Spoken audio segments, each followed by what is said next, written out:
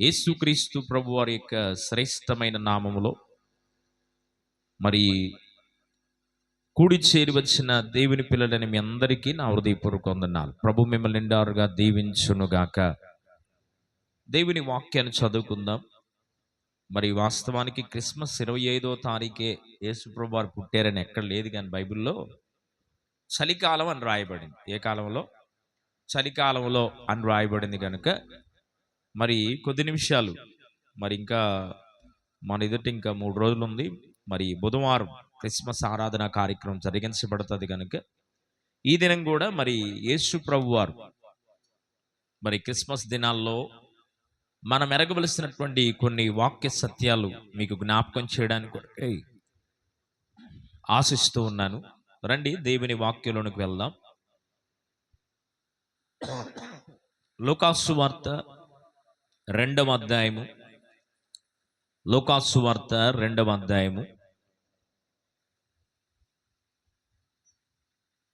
లూకాసు వార్త 2వ అధ్యాయము 8వ వచనం నుంచి నేను చదువుతాను. బైబిల్ ఉన్న వాళ్ళందరూ చూడండి. ఆ దేశములో కొందరు గొర్రెల కాపరులు పొలములో ఉండి రాత్రి వేళ తమ మందను కాచుకొనుచుండగా ప్రభువు దూత వారి యొద్దకు వచ్చి నిలిచిన ప్రభువు మహిమ వారి చుట్టూ ప్రకాశించినందున వారు మిక్కిలి భయపడిరి. అయితే ఆ దూత, భయపడకుడి, ఇదిగో ప్రజలందరికీ కలుగుబో మహా సంతోషకరమైన సువర్తమానము నేను మీకు తెలియజేయుచున్నాను. దావీదు పట్టణమందు నేడు రక్షకుడు మీ కొరకు పుట్టి ఉన్నాడు. ఈయన ప్రభువైన క్రీస్తు. దానికి ఇదే మీ కానవాలు. ఒక శిశువు పొత్తిగుడ్డలతో చుట్టబడి ఒక తొట్టిలో పండుకొని ఉండుట మీరు చూచెదరని వారితో చెప్పాను. వెంటనే పరలోక సైన్య సమూహము ఆ దూతతో కూడా నుండి సర్వోన్నతమైన స్థలములలో దేవునికి మహిమయు ఆయనకిష్టులైన మనుషులకు భూమి మీద సమాధానము కలుగునుగా కానీ దేవునికి స్తోత్రము చేయుచుండెను. చదవబడిన దేవుని వాక్యంలో ఈ దినం మన ధ్యాన నిమిత్తంగా 14వ వచనాన్ని మరొకసారి మనం చూద్దాం. సర్వోన్నతమైన స్థలములలో దేవునికి మహిమయు ఆయనకు ఇష్టలైన వారికి భూమి మీద సమాధానము కలుగునుగాక. ఓ చిన్న ప్రార్థన చేసుకుందాం. సకల ఆశీర్వాదములకు కారణభూతుడా, సర్వశక్తిమంతుడా, నీ వందనాలు. చదివిన లేఖంలో నుండి కొద్ది నిమిషాలు మాతో మీరు మాట్లాడి నీ కృప కలిగిన వాక్య సందేశము చేత నన్ను మమ్మల్ని మీరు బలపరచమని, కృప చూపించమని యేసు పరిశుద్ధ నామములో అడిగి వేడుకొనుచు ప్రార్థించుచున్నాము తండ్రి, ఆమేన్. ఎంత దీనాతి దీనమో ఓ యేసయ్యా, నీ జననమెంత దయనీయమో, తలుచుకుంటే నా గుండె తడబడి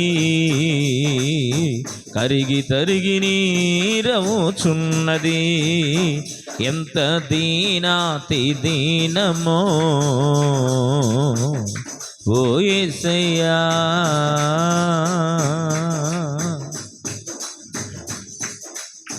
నిండు చూలాలు మరియమ్మ తల్లి నడువలేక సుడిబడి పోయెనయ్యా. నిండు చూలాలు మరియమ్మ తల్లి నడువలేక సుడిబడి పోయెనయ్యా. దిక్కుతో చకావో యేసయ్యా, తల్లి ఒడిలో దిగినావయ్యా. దిక్కుతో చకావో యేసయ్యా, పశుల పాకలో ప్రజవినుచెనయ్యా. ఎంత దీనాతి దీనమో ఓ యేసయ్యా, నీ జననమెంత దయనీయమో, తలుచుకుంటే నా గుండె తడబడి కరిగి తరిగి నీరవుచున్నది. ఎంత దీనాతి దీనమో ఓ యేసయ్యా,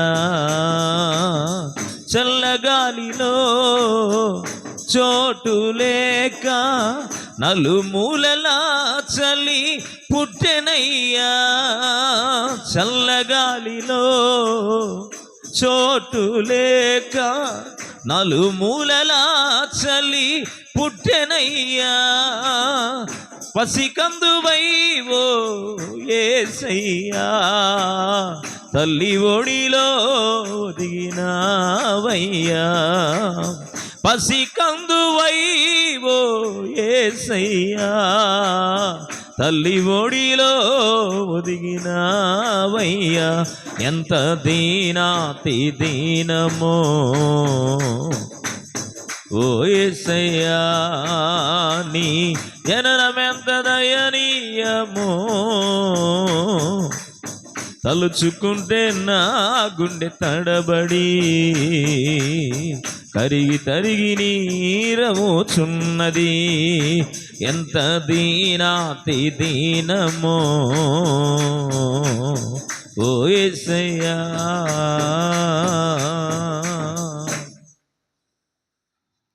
దేవుని పరిశుద్ధ నామానికి మహిమ కలుగునుగాక. ప్రభునామంలో కూడి చేరిన దేవుని పిల్లలని మీ అందరికీ, మరి దేవుని వాక్యాన్ని ఆలకిస్తున్న వారందరికీ హృదయపూర్వక వందనాలు తెలియపరుస్తున్నాను. ఈ దినం మన ధ్యాన నిమిత్తంగా చదువుకున్నటువంటి మాట లూకాసు సువార్త 2వ అధ్యాయము 14వ వచనాన్ని మనం చదువుకున్నాం. సర్వోన్నతమైన స్థలముల్లో దేవునికి మహిమ, ఆయనకు భూమి మీద ఇష్టులైన వారికి సమాధానం. ఎవరైతే ఆయనకి ఇష్టలుగా ఉన్నారో వారికి దేవుడు ఏమిస్తారంట? సమాధానాన్ని కలుగజేస్తాడు. ఈ క్రిస్మస్ పండుగ మనమందరం మరి చక్కగా శరీరానుసారంగా ఆచరించడం వలన పెద్ద ఉపయోగం ఏమి లేదు, కానీ ఆత్మానుసారంగా దాన్ని ఆచరిస్తే దానిలో ఉన్న అంతరార్థం, ఆశీర్వాదం నా వ్యక్తిగత జీవితాల్లో నిశ్చయముగా దేవుడు అనుగ్రహిస్తాడు. క్రిస్మస్ అనే ఆ పదం 2 పదాల యొక్క కలయిక. క్రైస్ట్ అంటే క్రీస్తు, మాస్ అంటే ఆరాధన. క్రీస్తును ఆరాధించే పండుగే ఈ క్రిస్మస్ పండుగ. మరి రకరకాలుగా ప్రభువుని ఆరాధిస్తున్నటువంటి వారు ఉన్నారు. వారి యొక్క ఇచ్ఛను బట్టి, తలంపును బట్టి, ఆశను బట్టి, వారి ఉద్దేశాన్ని బట్టి, వారి మనస్సులో ఉన్న విధానాన్ని బట్టి రకరకాలుగా ప్రభువుని ఆరాధిస్తున్న వారు ఉన్నారు. కానీ సమరయ స్త్రీతో యేసు ప్రభు వారు చెప్పారు. యోహాను సువార్త 4వ అధ్యాయంలో మనం చూస్తే అక్కడంటాడు, ఒకానొక కాలం వచ్చుచున్నది, ఆత్మతోనూ సత్యముతోనూ నన్ను ఆరాధించే సమయము సమీపించింది అన్నాడు. దేవుని ఆరాధించువారు ఎవరైనా ఈ క్రిస్మస్ పండుగను ఆచరించడం తప్పేం కాదు.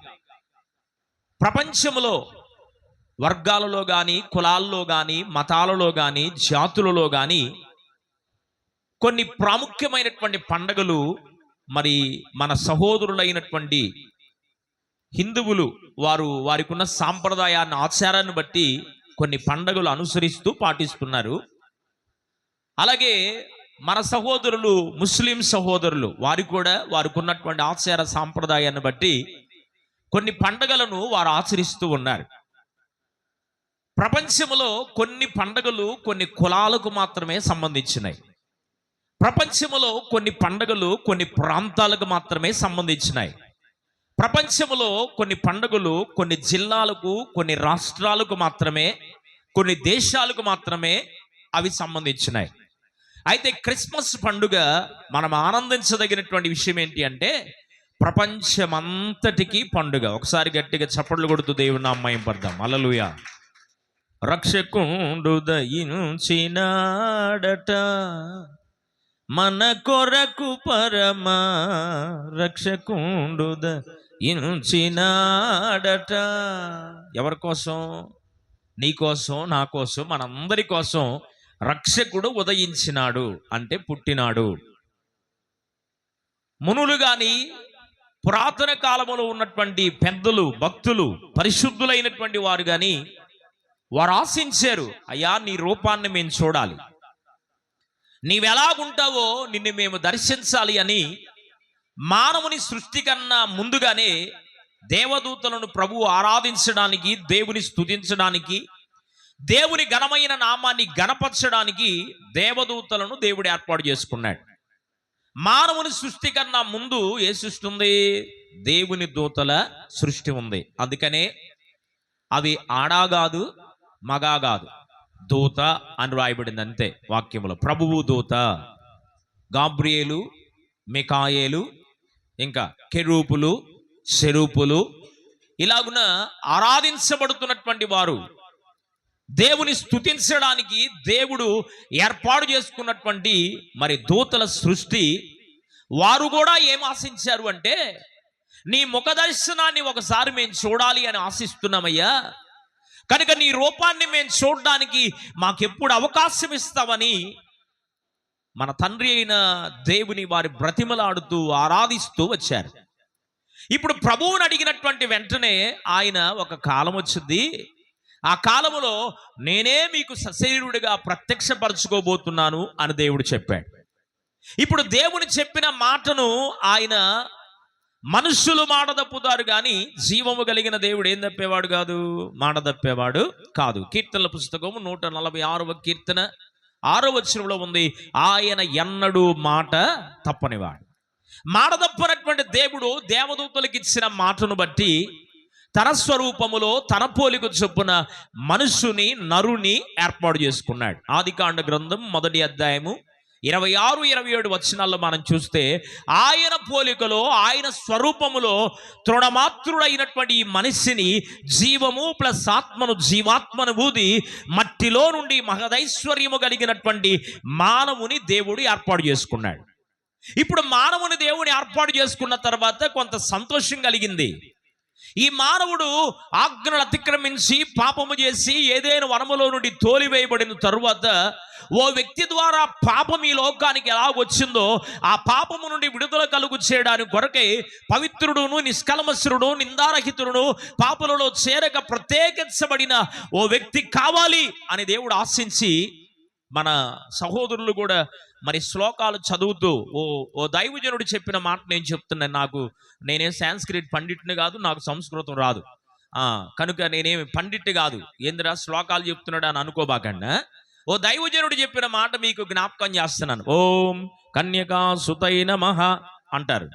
అంటే దాని అర్థం ఏంటి అంటే, ఓం అంటే దేవుడు, కన్యక గర్భమందు ఉద్భవించినవాడా, నమః అంటే వందనాలు అని అర్థం. ఓం అనగా దేవుడు, కన్యక గర్భమందు పుట్టిన దేవా నీకు స్తోత్రాలు అని అర్థం. ఒకసారి దేవునికి స్తోత్రం చేద్దాం, హల్లెలూయా. కన్యకాసుతై నమః అంటే దాని అర్థం ఏంటి అంటే, కన్యక గర్భమందు జన్మించినవాడా, ఉదయించినవాడా, ఉద్భవించినవాడా నీకు స్తోత్రాలు అని దాని అర్థం. ఇప్పుడు మానవుడు పాపము చేసి దేవుడు అనుగ్రహించు మహిమను పొందలేక మానవుడు వివిధమైనటువంటి తంత్రములు కల్పించుకొని శరీరాశ, నేత్రాశ, జీవపుడమ్మములో మనుషుడు పడిపోయి పాడైపోతూ ఉంటే, తన పోలికలో తన స్వరూపము చొప్పున చేసుకున్న మానవుని రక్షించడానికి ఎన్నో ప్రయత్నాలు తండ్రి అయిన దేవుడు చేశాడు. రాజులను పంపించాడు, న్యాయాధిపతులను పంపించాడు, ప్రవక్తలను పంపించాడు, సేవకులను పంపించాడు, పరిచారకులను పంపించాడు, ఉపదేశకులు పంపించాడు, సువార్త చెప్పేవారిని పంపించాడు.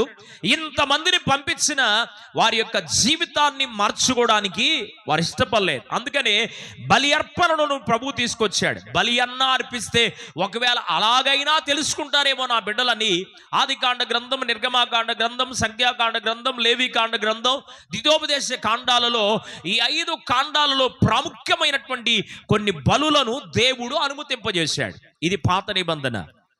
అనుమతింపజేసినా గాని బలులైతే అర్పిస్తూ ఉన్నారు కానీ దేవునికి ఇష్టమైన వారుగా వారు బ్రతకట్లేదు. ధూపదీప నైవేద్యాలు, బలులను దేవునికి అర్పించుచున్నారు కానీ ప్రభు యొక్క మాటను వారు వినుక, బలులు అర్పించుడు కంటే దేవుని మాట వినడం శ్రేష్టమని దేవుని వాక్యం చెప్తుంటే, ఆ బలిని అర్పించడానికైతే ఆచారాన్ని, సాంప్రదాయాన్ని, నామకార్థమైనటువంటి పరిస్థితిని కొనసాగిస్తూ వెళ్ళిపోయారు తప్ప ఆత్మానుసారంగా ప్రభువుకి ఇష్టలుగా ఉండి ఆత్మానుసారంగా దేవుని ఆరాధించేటువంటి ఆ పరిస్థితి లేకుండా పోయింది. ఎందుకు మానవుని దేవుడు సృజించవలసి వచ్చింది అంటే యెషయా ప్రవచన గ్రంథం 43వ అధ్యాయం, యెషయా ప్రవచన గ్రంథం 43వ అధ్యాయము 7వ వచనంలో ఒక చక్కని మాట అంటాడు. 7వ వచనం, నా మహిమ నిమిత్తము నేను సృజించిన నా జనులను నా యొద్దకు తీసుకొని రండి అన్నాడు. ఇప్పుడు మనల్ని దేనికి సృజించాడు దేవుడు? ఆయన స్వరూపములో ఆయన పోలిక చొప్పున ఆయనలాగా మనం ఉండేటట్లుగా దేవుడు ఎందుకు సృజించాడు అంటే లోకాన్ని మహింపరచడానికి కాదు, నిన్ను నీవు గనపరచుకోవడానికి కాదు, మనుషులను గనపరచడానికి కాదు, మనమందరము కలిసి దేవుని మహిమపరచడానికి. గట్టిగా చప్పట్లు కొడుతూ ప్రభుని స్తుతిద్దాం. హల్లెలూయా. మహిమ ఘనతకు అర్హుడవు నీవే నా దైవము, మహిమ ఘనతకు అర్హుడవు నీవే నా దైవము, సృష్టికర్త ముక్తిదాత, సృష్టికర్త ముక్తిదాత, నా స్తుతులకు పాత్రుడా, ఆరాధన నీకే, స్తుతి ఆరాధన నీకే,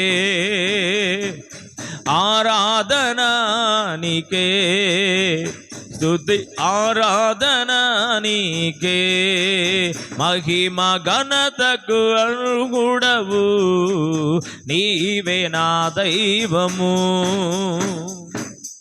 దేవుని మహిమపరచడానికి మానవుని చేసుకుంటే దేవుని మహిమపరచవలసినటువంటి మానవుడు ఈ లోక సంబంధమైన దేవత వారి మనోనేత్రాలకు గుడ్డితనము కలుగు చేసింది గనుక వారు వివిధమైన లోకాశలో, శరీరాశలో, నేత్రాశలో పడిపోయి దేవునికి అవిధేయకరమైన జీవితంలోకి వెళ్ళిపోయి దేవుని మహిమపరచబడానికి చూయించినటువంటి వారు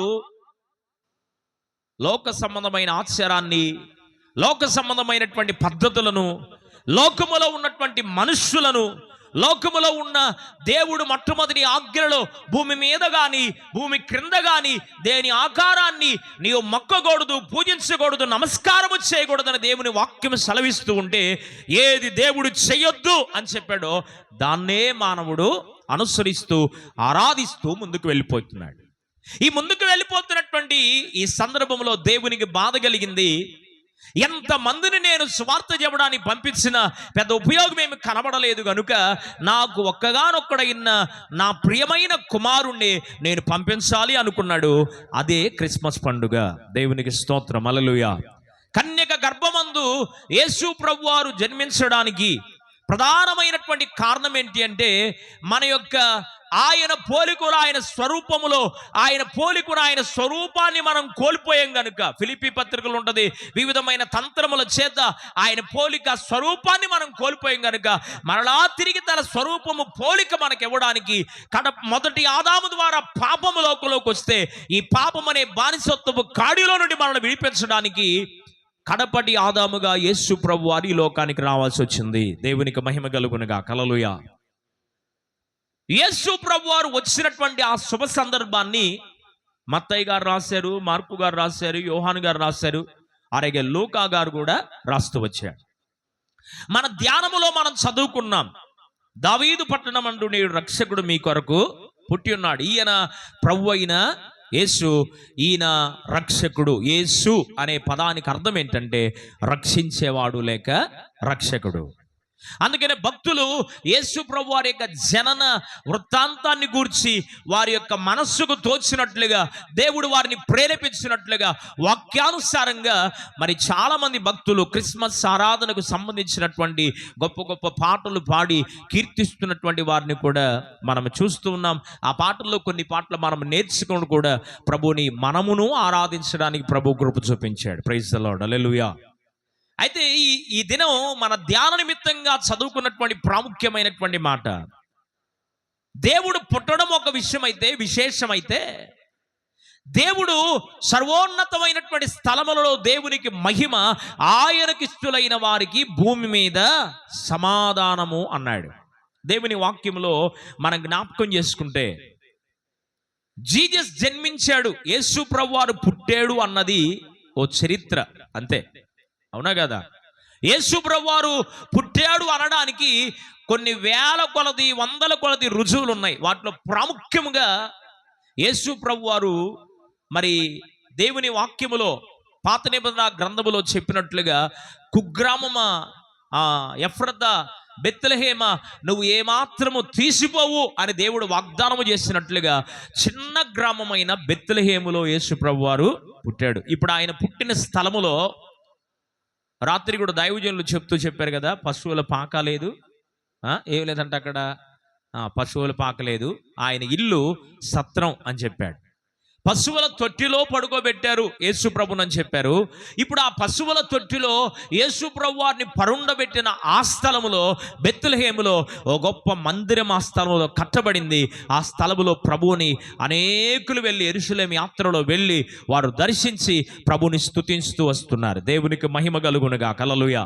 మనం అక్కడ దాకా వెళ్ళలేకపోయినా ఆత్మతో సత్యముతో ప్రభువుని ఆరాధించగలిగితే ఆయన అక్కడ పుట్టాడన్నది చరిత్ర అయితే, మన హృదయములో యేసు ప్రభువారు జన్మించాడు అన్నది మరి రక్షణ అనుభవం అని జ్ఞాపకం చేస్తా ఉన్నాను. ముందుకెళ్తాను, ఒక 2-3 మాటలు చెప్పి ముగిచ్చేస్తాను. చూడండి దేవుని వాక్యములో ఇర్మియా గ్రంథం 8వ అధ్యాయం, ఇర్మియా గ్రంథం 8వ అధ్యాయము 6వ వచనం. ఇర్మియా గ్రంథం 8వ అధ్యాయం 6వ వచనం చదువుమా. నీవు చెవియొగ్గి వారి మాటలు విని ఉన్నాను, పనికి మాలిన మాటలు వారు ఆడుకొనుచున్నారు, నేనేమి చేసేదనని చెప్పి తన చెడుతనమును గూర్చి పశ్చాత్తాపాడు ఒకడునూ లేకపోయిను, యుద్ధమునకు చొరబడు గుర్రము వలె ప్రతి వాడును తనకిష్టమైన మార్గమును తిరుగుచున్నాడు అన్నాడు. దేవునికి మహిమ కలుగును గాక. ఇక్కడ దేవుని వాక్యములో ఇర్మియా భక్తుడు ఏం మాట్లాడుతున్నాడంటే, ప్రతి వాడును యుద్ధమునకు చొరబడుతున్న గుర్రము వలె. గుర్రములోకి వెళ్ళేటప్పుడు గుర్రాలు ఎట్లా వెళ్తాయి? చిన్నగా నిదానంగా వెళ్తాయా? కాదు. ఎట్లా వెళ్తాయి?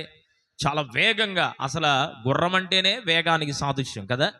వేగానికి సాదృశ్యమైన 2 జంతువులు, నెంబర్ 1 చిరుతపులి, రెండవదిగా కంగారు కూడా కొద్దిగా హుషారుగానే పరిగెత్తింది, లేడి కూడా, జింకలు కూడా కొద్దిగా హుషారుగానే పరిగెత్తుతాయి. అయితే గుర్రాన్ని మరి చాలా వేగవంతమైనటువంటి దానిగా, స్పీడ్కి సాదృశ్యంగా వాడతారు. ఇక్కడ రాయబడుతున్నటువంటి మాట ఏంటంటే, యుద్ధమునకు పరిగెత్తుచున్న గుర్రము వలె ప్రతి వాడును తనకిష్టమైన మార్గములో పరిగెత్తుచున్నాడు అన్నాడు. మనకిష్టమైన మార్గంలో మనం వెళ్తే సమాధానం ఎట్లా వచ్చిందా? నా ఇష్టం, నేను పట్టుకున్న దానికి 3 కాళ్ళలో 4వ కాలు ఉందంటే నేను నమ్మనంటే ఎట్లాగా?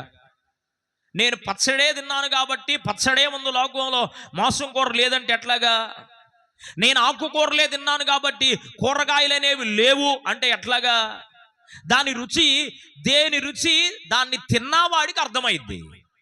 అలాగే ప్రతి వాడు నాకు ఇష్టం వచ్చినట్టు నేను జీవిస్తాను, నా ఇష్టం వచ్చిన మార్గమును నేను వెళ్తాను అని అలాగున ప్రవర్తించే వారికి సమాధానాన్ని దేవుడు ఎలాగ ఇవ్వగలుగుతాడు? మరొక మాట చూపిస్తాను. దేవుని వాక్యంలో పరిశుద్ధ గ్రంథమైన బైబిల్లో యెషయా ప్రవచన గ్రంథం 57వ అధ్యాయము 17వ అధ్యాయం 17వ వాక్యం 57:17. దోషమును బట్టి నేను ఆగ్రహపడి వారిని కొట్టి తిని, నేను నా ముఖము మరుగు చేసుకొని కోపించి తిని, వారు తిరుగుబడి తమకు ఇష్టమైన మార్గమున నడుచుచూ వచ్చిరి అన్నాడు.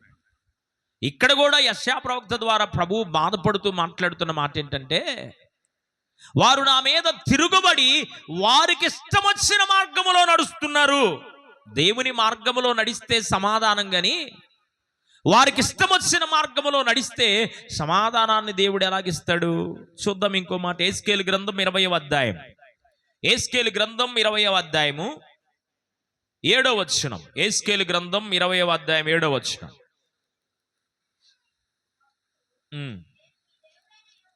అప్పుడు నేను మీ దేవుడని యెహోవాను, మీలో ప్రతివాడు తనకిష్టమైన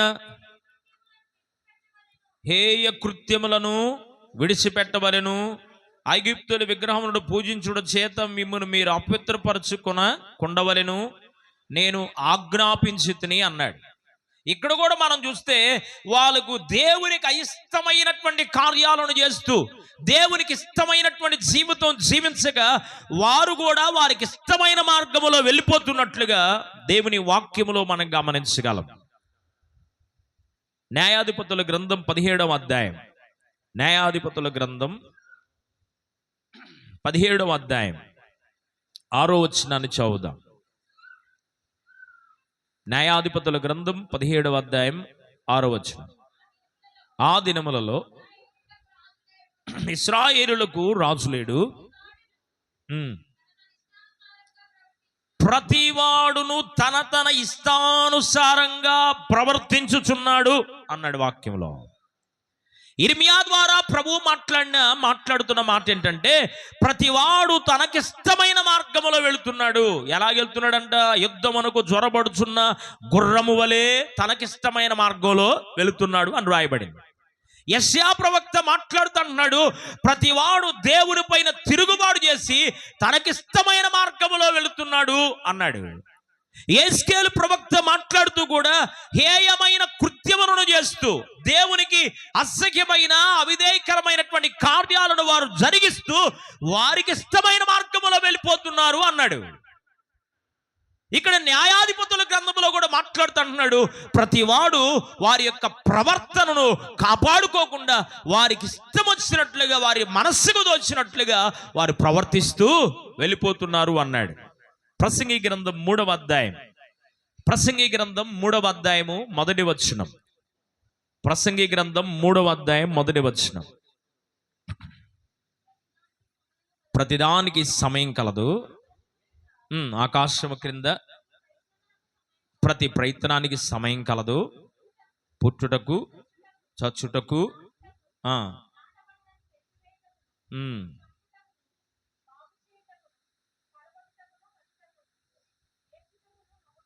రైట్. ఈ 3వ అధ్యాయం అంతా కొన్ని వచనాలు మీరు క్రిందకి చదువుకుంటా వస్తే అక్కడ మాట్లాడుతున్నటువంటి ప్రాముఖ్యమైనటువంటి మాట, నీ ఇష్టం వచ్చినట్టుగా నువ్వు ప్రవర్తించవచ్చు, నీకు ఇష్టం వచ్చినట్లుగా నీవు జీవించవచ్చు, ఇబ్బంది ఏమి లేదు. ప్రసంగి గ్రంథంలో కూడా 12వ అధ్యాయంలో అంటాడు, యవనుడా నీ యవన కాలమందు సంతోషపడు, నీకు ఇష్టం వచ్చినట్టు చెయ్యి, ఇబ్బంది ఏమి లేదు. అయితే అన్నాడు, ఫుల్ స్టాప్ పెట్టాడు అక్కడ. అయితే ఒక దినాన న్యాయ తీర్పులో నీవు నిలవలవలసి ఉన్నది అని గుర్తెరిగి నీ ప్రవర్తన జాగ్రత్తగా చూసుకో అన్నాడు. అపోస్తలుడైన పౌలు తన ఆత్మీయ కుమారుడైనటువంటి తిమోతికి లేఖ రాస్తూ అక్కడ కూడా మాట్లాడుతుంటాడు. 4వ అధ్యాయంలో 13వ వచనంలో, తిమోతికి రాసిన మొదటి పత్రిక 4వ అధ్యాయం 13వ వచనం, నా కుమారుడైన తిమోతి నీవు నీ ప్రవర్తనను జాగ్రత్తగా చూసుకో అన్నాడు. మాటలో, తలంపులో, ప్రేమలో, అన్ని విషయాల్లో ఏ విషయంలో నీవు లోపముగా కాకుండా నీ ప్రవర్తించే తీరు విషయంలో నీవు జాగ్రత్తగా ఉండాలి అన్నాడు. అంటే దేవుడు బాధపడుతున్న ఓ గొప్ప సంగతి ఏంటి అంటే, ఆయనకి ఇష్టలైన వారికి సమాధానం ఇవ్వడానికి ఆయన ముందుకు వస్తున్నాడు. కానీ మానవుడు మాత్రం నా ఇష్టం వచ్చినట్టు నేనుంటాను, అసలు నీకు ఇష్టం వచ్చినట్టు నేనెందుకు ఉంటాను అన్నట్లుగా ప్రవర్తిస్తున్నాడు. ఇప్పుడు ఆయనకి ఇష్టం వచ్చినట్లుగా ఉండే వారికి సమాధానాన్ని దేవుడు ఇస్తాడు. ఆయన ఎవరంట? సమాధానకర్త అయిన అధిపతి. యెషయా ప్రవచన గ్రంథం 9వ అధ్యాయం 6వ వచనం. యెషయా ప్రవచన గ్రంథం 9వ అధ్యాయము 6వ వచనం ఉంది, ఆశ్చర్యకరుడు, ఆలోచనకర్త, నిత్యురగు తండ్రి, సమాధానకర్త అయిన అధిపతి అని ఆయనకి పేరు పెడతావు అన్నాడు. దేవునికి మహిమ కలుగునుగాక. సమాధానం ఇచ్చే దేవుడు. సంతోషం ఎక్కడ ఉందని సమాధానమెచ్చట నాకు దొరికేనని, సంతోషం ఎక్కడ ఉందని సమాధానమెచ్చట నాకు దొరికేనని, జగమంతా వెతికాను, జనులందరిని అడిగాను, జగమంతా వెతికాను, జనులందరిని అడిగాను, చివరికది నీలోనే కనుగొన్నాను. యేసయ్యా చివరికది నీలోనే కనుగొన్నాను. ఎంత మంచి దేవుడవయ్యా యేసయ్యా, చింతలన్నీ తీరేనయ్యా నిన్ను చేరినా, నా చింతలన్నీ తీరేనయ్యా నిన్ను చేరినా. ఎంత మంచి దేవుడవయ్యా యేసయ్యా, చింతలన్నీ తీరేనయ్యా నిన్ను చేరినా, నా చింతలన్నీ తీరేనయ్యా నిన్ను చేరినా. మంచి దేవుడు, మనం ఆరాధించే దేవుడు సంతోషాన్ని, సమాధానాన్ని మనకి ఇవ్వడానికి ఈ లోకంలోనికి దిగి వచ్చిన దేవుడు. ఎవరు ఆయనకి ఇష్టలుగా ఉంటారు? దేవుని వాక్యములో మనం చదువుకున్న మాటలో సర్వోన్నతమైన స్థలములలో దేవునికి మహిమ, ఆయనకి ఇష్టలైన వారికి భూమి మీద సమాధానం. ఎవరికి దేవుడు సమాధానాన్ని ఇస్తాడు? ఒక 4 మాటలు చూపించి ముగించేస్తానా? దేవుని వాక్యాన్ని చూద్దాం. పరిశుద్ధ గ్రంథమైన బైబిల్లో మొట్టమొదటి మాట సామెతల పుస్తకం 12వ అధ్యాయము 22వ వాక్యం. అబద్ధమాడు పెదవులు యెహోవాకు హేయములు, సత్యవర్తనులు ఆయనకు ఇష్టలు అని రాయబడింది.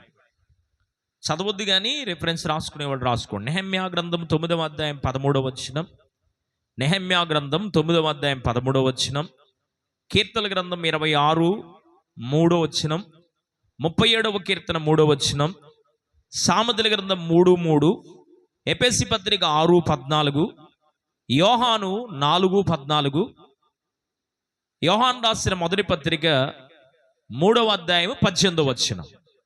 ఈ వాక్యాలన్నీ మీరు జాగ్రత్తగా పరిశీలన చేస్తే మనం ఆరాధించే దేవుడు ఎవరు అంటే, నేనే మార్గం, నేనే సత్యం, నేనే జీవం అని చెప్పాడు. మీకు అర్థమైన కొత్త బోధ నేనేం చేయట్లేదా? మీ అందరికి తెలిసిన మాటలే. మనం ఆరాధించే దేవుడు ఎవరు? సత్యవంతుడు. చెప్పండి, ఎవరైనా సత్యవంతుడు. ఇప్పుడు నీవు కూడా సత్యవర్తనుడుగా నీవు ఉంటే, అంటే సత్యాన్ని కలిగి నీవు జీవిస్తూ ఉంటే, సత్యమై ఉన్న యేసయ్యను నీవు అనుసరిస్తూ ఉంటే, నిజాన్ని చెబుతూ ఉంటే, అబద్ధమాడక జీవిస్తూ ఉంటే, సత్యమును పలుకుతూనే ఉన్నట్లయితే, కీర్తన గ్రంథం 15వ కీర్తనలో కూడా మొదటి 2 వచనాలు అక్కడ మాట్లాడుతుంటాడు, సత్యవర్తనుడు, సత్యము హృదయపూర్వకంగా నిజము పలికేవాడు. లోపల ఒకటి పెట్టుకొని పైకి ఒకటి మాట్లాడేవాళ్ళు కాదు, వాళ్ళు సత్యవంతులు కాదు. లోపల ఏముందో బయటికి కూడా ఏం రావాలి, అదే రావాలి. లోపల పాస్ గారిని తిట్టుకుంటున్నాం అనుకో, బయట తిట్టి ఇబ్బంది ఏం లేదు. బాధపడితే 2 నిమిషాలు బాధపడతారు, ఏదో పాపం వాళ్ళకున్న బాధ, నా వల్ల వాళ్ళకి ఇబ్బంది ఏం జరిగిందని క్షమించమ్మా అంటారు, అయిపోయింది అంటతో. అంతేగాని లోపల అంతా పెట్టుకొని, అసలు మా పాస్ గారు ఎంత మంచోడో తెలుసా, ఎందుకు ఈ మాటలు, దేవునికి స్తోత్రం. ఏ వ్యక్తిని మళ్ళీ ఎవరినంటే ఒప్పుకోరు కదా, అందుకని నన్ను గురించి నేనే చెప్పుకుంటున్నానా? మీకు అర్థమై ఉండాలి. ప్రైజ్ ది లార్డ్, హల్లెలూయా. ఎవరి గురించి అయినా కానీ నువ్వు లోపల ఏమనుకుంటున్నావో బయటికి కూడా ఏం చెప్పాలి, అదే చెప్పాలి, అదే సత్యం. అబద్ధములాడు పెదవులు యెహోవాకు హేయములు, సత్యమును అనుసరించి నడుచుకున్నవాడు రేపు వాడు పరలోకం వెళ్ళబోతున్నాడు. దేవునికి మహిమ కలుగునుగా. హల్లెలూయా. నేనే మార్గం, నేనే సత్యం, నేనే జీవమని చెప్పిన యేసయ్య ఎలాగైతే సత్యవంతుడికి ఈ లోకములో జీవించాడో, అట్లాగే నువ్వు సత్యవర్తనుడుగా నీవు ప్రవర్తించగలిగితే, సత్యమయున్న దేవుని నీవు వెంబడించగలిగితే, అనుసరించగలిగితే, నీ నోటితో హృదయపూర్వకంగా సత్యాన్నే ప్రకటించగలిగితే, సత్యమునే మాట్లాడగలిగితే, సత్యమునే నీవు అనుసరించగలిగితే, నీవు దేవుడికి ఇష్టలుగా ఇష్టరాలుగా ఉంటావు. దేవునికి ఇష్టలైన వారికి సమాధానాన్ని దేవుడు ఇస్తాడు. 2వ మాట చూడండి దేవుని వాక్యంలో, యెషయా ప్రవచన గ్రంథం 5వ అధ్యాయం 7వ వచనం. యెషయా ప్రవచన గ్రంథం 5వ అధ్యాయము 7వ వచనం. 5:7. ఇశ్రాయేలు వంశం, యూదా మనుష్యులు ఆయనకు ఇష్టమైన వనము అన్నాడు. చూడండి, ఎవరంట? మనుషుల గురించి దేవుడు నాకు ఇష్టమైన వాళ్ళు అంటున్నారు. ఎలాంటి మనుషులు? డబ్బున్న వాళ్ళ, పేరు ప్రఖ్యాతులు కలిగిన వాళ్ళ, బంధు బలగం కలిగిన వాళ్ళ, జ్ఞానం కలిగిన వాళ్ళ, ఆస్తిపాస్తులు కలిగిన వాళ్ళ, మేము అని చూపించుకునే వాళ్ళ కాదు. ఎలాంటి మనుషులు దేవునికి ఇష్టలని చెప్తున్నారు అంటే, యూదా మనుషులు ఆయనకు ఇష్టమైన వనము అన్నాడు. యూదా అనే పదానికి అర్థం ఏంటి అంటే స్తుతి అని అర్థం. యూదా అనే పదానికి అర్థం ఏంటి? ఇప్పుడు మీరు చెప్పాలి, దానికి కంక్లూషన్ చేయాలి. స్తుతించేవారు అంటే దేవునికి ఇష్టం. ఏం చేసేవాళ్ళు? దేవుణ్ణి స్తుతించుడి, ఎల్లప్పుడు దేవుని స్తుతించుడి. పాడాలి. దేవుణ్ణి స్తుతించుడి, ఎల్లప్పుడు దేవుని స్తుతించుడి. ఆయన పరిశుద్ధాలయమందు, ఆయన సన్నిధిలో, ఆయన సన్నిధిలో ఎల్లప్పుడు దేవుని స్తుతించుడి. ఆ దేవుని స్తుతించుడి, ఎల్లప్పుడు దేవుని స్తుతించుడి. స్తుతి చేయుట శోభస్కరమనుంది వాక్యంలో. ఎరికో గోడలు కూలిపోవడానికి కారణం స్తుతే.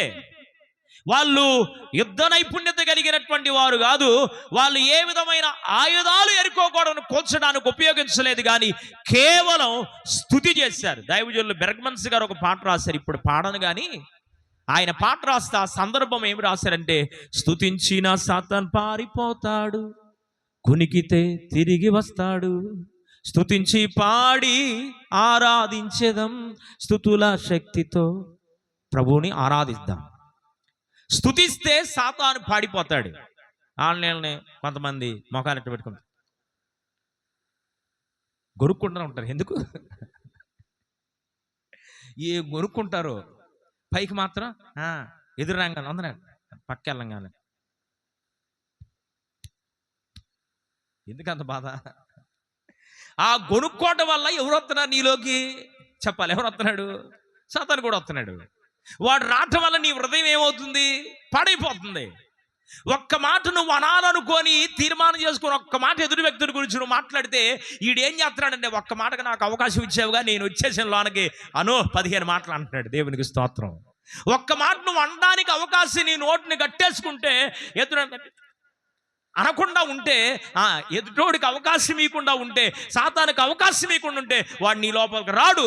ఎదుటోడు నువ్వు అనడానికి అవకాశాన్ని వాడికి ఉండదు. ప్రైజ్ ది లార్డ్, హల్లెలూయా. అందుకని ఆన్లైన్లో కొనుక్కొని నోట్లో తిట్టుకునే కన్నా దేవునికి స్తోత్రం, నోట్లో స్తోత్రం స్తోత్రం స్తోత్రం, స్తుతి స్తుతి స్తుతి, హల్లెలూయా హల్లెలూయా హల్లెలూయా, యేసు రక్తం యేసు రక్తం యేసు రక్తం అనుకో. అప్పుడు ఆడు వామ్మో ఈడు మొత్తం స్తుతే చేస్తున్నాడు, ఈడి దగ్గరికి నేను రాలేను అంటుంది. Praise the lord, hallelujah. నోటు మొత్తం సరసోక్తులో, బూతులో, చిల్లంగి మాటలో, లేనిపోయిన మాటలు, ఆడమేడ సాడీల మాటలో నీ నోరంతా నింపబండి అనుకో, ఇంకా నీ స్తుతి చేయడానికి ఎక్కడ ఉంది అవకాశం? కనుక యూదా మనుషులు దేవునికి ఇష్టమైన వనం, అలాంటి వారికి సమాధానం. యూదా అనగా దాని అర్థం ఏంటి అంటే దేవుని స్తుతించుట. మనం సహజంగా దేవుని ఎప్పుడు స్తుతిస్తాం తల్లి? ఎప్పుడు స్తుతిస్తాం? సంతోషం వచ్చినప్పుడు, ఏదన్నా ఆనందకరమైన సందర్భాలు వచ్చినప్పుడు. అయితే స్తుతి చేయటం నిజంగా ఎప్పుడు చేయాలి అంటే కష్టములో ఉన్నప్పుడు చేయగలగాలి. ప్రైజ్ ది లార్డ్, హల్లెలూయా. బాధలో ఉన్నప్పుడు చేయగలగాలి. సమృద్ధిగా నీ చేతిలోకి ధనం వచ్చినప్పుడు కాదు నువ్వు దేవుని స్తుతించాల్సింది. చిల్లిగా అవగొండి నీ చేతిలో లేదు. అయ్యా, ఒకప్పుడు ఇదే చేతిలో సమృద్ధికరమైన ఆహారం ఉండడానికి, సమృద్ధికరమైన ధనం ఉండడానికి కృప చూపించావు. ఇప్పుడు ఏమి లేకుండా చేసావు.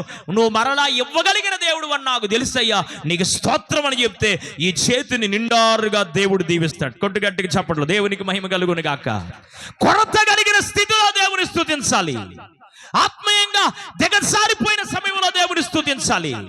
లేమి కలిగిన స్థితిలో దేవుని స్తుతించాలి.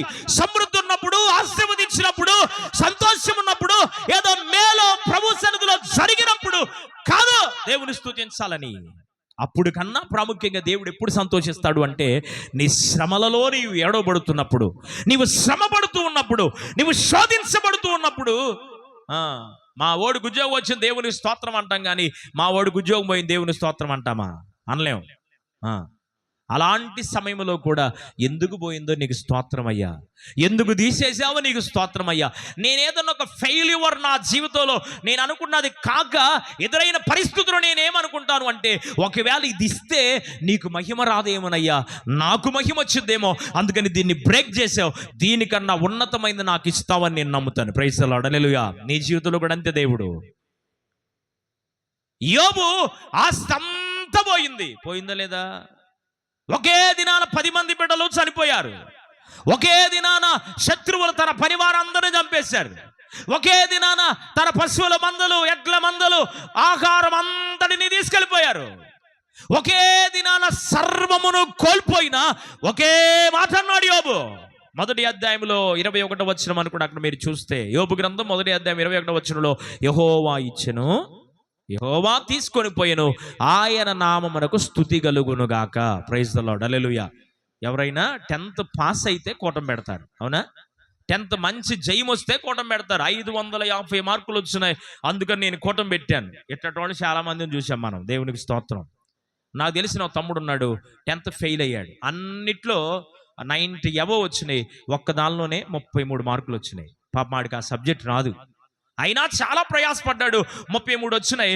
33 వస్తే మరి ఆ రీకౌన్సిలింగ్ పెట్టినా మళ్ళా ఏమొచ్చింది? ఆ 33 వచ్చింది. ఇంకెందుకులే అని వాడు ఏమనుకున్నాడు అంటే, మొత్తానికి నేను దేవుని కృతజ్ఞతాస్తుతులు చెల్లించలేకపోయానేమో, అందుకని ఈ సబ్జెక్ట్లో నాకు బలహీనతను దేవుడిచ్చాడు, ఆయన్ని గణపరచాలని మమ్మల్ని అందరిని పిలిచాడు. ఇంట్లో వరకు కృతజ్ఞత కూటాన్ని ఏర్పాటు చేసుకుని దైవ సేవకులకి మంచి భోజనాన్ని ఏర్పాటు చేసి కానుకిచ్చి వాడు ప్రభువుని స్తుతించాడు.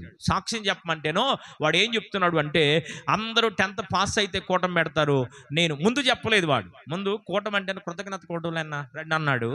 వెళ్తే వాడు అంతా అయిపోయిన తర్వాత 2 మాటల సాక్ష్యం చెప్పు తమ్ముడు అంటే, వాడు లేసి అంటున్నాడు, వాడి కుటుంబ సభ్యులు ఎదుట, బంధువులు రక్షమంది దాదాపు ఒక 20-25 మంది ఉన్నారు, వాళ్ళందరి ఎదుట తమ్ముడు ఏం చెప్తున్నాడు అంటే,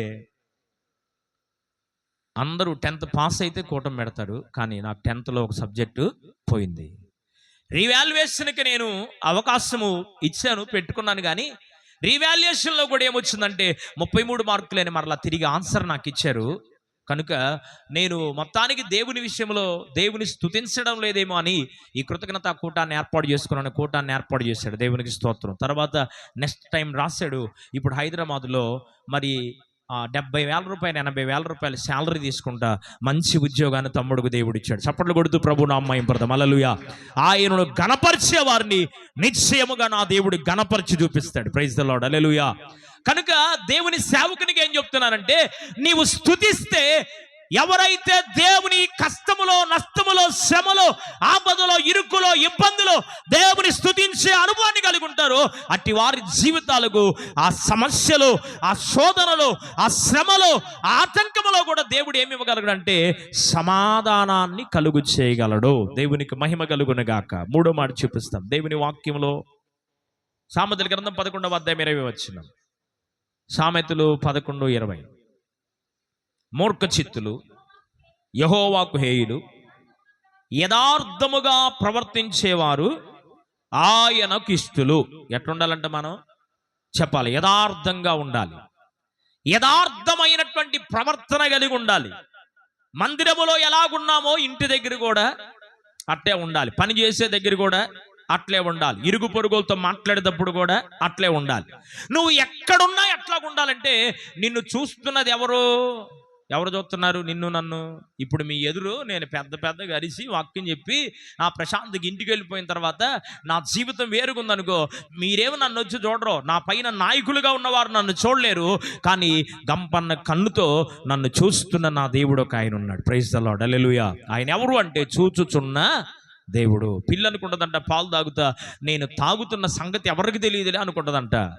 మనతో రక్షించబడిన నాటి నుండి రాత్రియు పగలును పాదముకు రాయి తగులకుండా, రాత్రియు పగలును పాదముకు రాయి తగులకుండా మన మనకు పరిచర్య చేయుట కొరకై, మనకు పరిచర్య చేయుట కొరకై దేవదూతలు మనకుండగా, దేవదూతలు మనకుండగా ఆనందయాత్ర ఇది, ఆత్మీయ యాత్ర యేసుతో నూతన యెరూషలేము యాత్ర, మన యేసుతో నూతన యెరూషలేము యాత్ర, ఆనందయాత్ర. ఒకవేళ ప్రభు రాకడ ఆలస్యమై నేను ముందుగా ప్రభు సన్నిధికి చేరవలసిన సమయం వస్తే, దేవుని పిల్లలుగా, విశ్వాసులుగా, ఆత్మీయ బిడ్డలుగా మీకు ఏం చెప్తున్నానంటే, నాకు ఇష్టమైన పాటల్లో ఈ పాట ఒకటే. ఒకవేళ మీకన్నా ముందు దేవుని రాజ్యానికి నేను దేవుని చేత పిలువబడినటువంటి సందర్భం ఒకవేళ ఏర్పడితే, మీరు పాడవలసిన పాట ఏంటంటే, ఆంధ్రే పాస్టర్ గారికి ఇష్టం ఆనందయాత్ర అనే పాట పాడాలి. ప్రైజ్ ది లార్డ్, హల్లెలూయా. దేవుని రాకడ ఆలస్యమైతే, ఒకవేళ ప్రభువు పిలుపు నా కొరకై ముందుగా మరి పిలువబడితే, ఊరికైతే రానని చెప్పగలను కానీ నా ప్రభువు పిలిచినప్పుడు నేను రాను అని చెప్పడానికి నాకు అవకాశం లేదు. కనుక ప్రతి క్షణం నేను ఆశిస్తూ ప్రార్థిస్తున్న సంగతి ఏంటంటే, ఇక్కడ కన్ను మూసుకుంటే నీ దగ్గర నేను కన్ను తెరవాలి. ఇంకా నాలో లోపమేమో ఉందేమో, ఇంకా నాలో ఏదైనా చెడుగో పాపమో బలహీనతో అవిధైతే ఎవరినైనా కష్టపెట్టే మనస్సు నాకుందేమో, నేను ఇంకా సరి చేసుకోవలసిన నన్ను సరిచేయి ప్రభు అని ప్రతి దినం మోకరించిన ప్రతి సమయంలో నేను అడిగే మొట్టమొదటి మాట ఇదే ప్రభువుని. ప్రైజ్ ది లార్డ్, హల్లెలూయా. మీ అందరి ప్రార్థన దేవుని పాద సన్నిధిలో ఎవరికి సమాధానాన్ని దేవుడు అనుగ్రహిస్తాడు అంటే, యథార్థముగా ప్రవర్తించే వారికి. ఎలాగుండాలి అంటే, యథార్థవంతులకు ఆయన ఏమేలు చేయక మానడు. యథార్థవంతుల గుడారాలు వర్ధిల్ల చేయబడతాయి, యథార్థవంతుల నివాస స్థలాలు దీవించబడతాయి, యథార్థవంతులు చేస్తున్న ప్రార్థన జీవము కలిగిన దేవుడు చెవులు పెట్టి ఆలకిస్తాను అన్నాడు. ఎలాంటి యథార్థత మనం ఉండాలి అంటే, దీనికి కూడా బైబిల్ గ్రంథములో మరి ఉదాహరణ చెప్పుకోవాలి అనుకుంటే యోబు గారే. యోబు వంటి యథార్థవంతుడు భూమి మీద లేడు. అంత యథార్థంగా ఉన్నాడు. అన్నీ ఉన్నప్పుడు ఎంత యథార్థత ఉందో, లేమిలో కూడా అదే అర్థత ఉంది. అన్ని కోల్పోయినప్పుడు ఎంత యథార్థత ఉందో, అన్ని ఉన్నప్పుడు కూడా అదే అర్థం. కనుక తన యథార్థమైన స్థితిని బట్టే దేవుడు ఏం చేశాడు అంటే, పోగొట్టుకున్న దానికన్నా రెండంతల అధికమైన ఆశీర్వాదాన్ని దేవుడు ఇచ్చాడు. గట్టిగా చప్పట్లు కొడుతూ ప్రభుని స్తుతిద్దాం. హల్లెలూయా. యథార్థవంతులకు మేలును దేవుడు చేస్తాడు. యథార్థత గురించి 2-3 ప్రసంగాలు నేను మీకు చేస్తూ వచ్చాను. కనుక యథార్థత అంటే ఏంటో మనం మీకు అర్థమై ఉంటుంది. కనుక యథార్థంగా ప్రవర్తిస్తే, యథార్థంగా ప్రవర్తించే వారికి ఆయన ఏమిస్తాడంటే సమాధానాన్ని దేవుడు ఇస్తాడు. చివరికి ఒక మాట చెప్పి ముగిచ్చేస్తాను. చూడండి దేవుని వాక్యంలో, దేవుని వాక్యం సామెతల గ్రంథం 21వ అధ్యాయం, సామెతల గ్రంథం 21:3 సామెతలు 21:3. నీతి న్యాయమును అనుసరించి నడుచుకొనుట బలులను అర్పించుట కంటే యెహోవాకు ఇష్టం అన్నాడు. ఏది దేవునికి ఇష్టం, ఎలాంటి వారు దేవునికి ఇష్టం అంటే, నీతి న్యాయములను అనుసరించి నడుచుకొనడం. వేలాది నదులంత విస్తార తైలము నీకిచ్చిన చాలునా, గర్భఫలమైన నా జ్యేష్ఠ పుత్రుని నీకిచ్చిన చాలునా. వేలాది నదులంత విస్తార తైలాన్ని, మీకా గ్రంథం 6వ అధ్యాయం 6వ వచనం నుండి 8వ వచనం వరకు ఉంటుంది ఈ మాట. మీకా గ్రంథం 6వ అధ్యాయము 6వ వచనం నుండి 8వ వచనం వరకు ఉంటుంది. వేలాది నదులంత విస్తార తైలాన్ని నీకు తీసుకొచ్చిస్తే, అయ్యా నీ రుణాన్ని నేను తీర్చగలనా? గర్భఫలమైన నా జ్యేష్ఠ కుమారునో కుమార్తెనో తీసుకొచ్చి నీకు అర్పిస్తే నీ రుణాన్ని నేను తీర్చగలనా? వేలాది నదులంతా మరి విస్తారమైన తైలమో, పొట్టేలనో, గొర్రెనో, దూడలనో వీటిని తీసుకొచ్చి నీకు ఇస్తే నేను నీకు ఇష్టడుగా ఉండగలనా అంటే, భక్తుడితో దేవుడు చెప్పిన వాటిని, మనుషుడా ఏది ఉత్తమం అది నీకు తెలియజేశాను. ఏది ఉత్తమైందంటే నీతి న్యాయములను అనుసరించి నడుచుకోవడం. ఏమనుసరించాలంట? నెంబర్ 1 నీతిని, రెండవది న్యాయాన్ని. ఓ చిన్న సందర్భాన్ని మీకు జ్ఞాపకం చేయడానికి ఆశిస్తూ ఉన్నాను. లూకాసు వార్త 19వ అధ్యాయం. లూకాసు వార్త 19వ అధ్యాయంలో పొట్టివాడైన జక్కయ్య కనపడతాడు అక్కడ. ఎంత చూడంట, పొట్టోళ్ళు ఏమనుకోబాకండి, క్షమించండి. పొట్టోళ్లే కానీ గట్టిగా ఉంటారు వాళ్ళు, చేతులు కాదు వాళ్ళతో. అన్ని మ్యాటర్స్ ఎక్కువే ఉంటాయి. ప్రైజ్ ది లార్డ్, హల్లెలూయా. వాళ్ళకు కొద్దిగా తెలివి కూడా ఎక్కువే ఉంటుంది. ఇంకో మాట చెప్తాను, కొంతమంది వికలాంగులు ఉంటారు. తప్పు కనుకోబాకండి, వేరు కనుకోబాకండి, అర్థం అవడానికి చెప్తున్నాను అంతే. వాళ్ళని దూషించడమో విమర్శించడం నా ఉద్దేశం కాదు. వికలాంగులు ఉంటారు, పుట్టుకతోనే కొంతమంది అంగవైకల్యముతో పుట్టిన వాళ్ళు ఉంటారు. మోగవాళ్ళు, చెమిటి వాళ్ళు, కళ్ళు లేని వాళ్ళు, మాట లేనటువంటి వారు, కాళ్ళు చేతులు లేని వారు, ఇలాంటి వాళ్ళు ఉంటారు. ఇలాంటి వాళ్ళకి మీరు గమనించండి, నేను చాలా మందిని గమనించాను.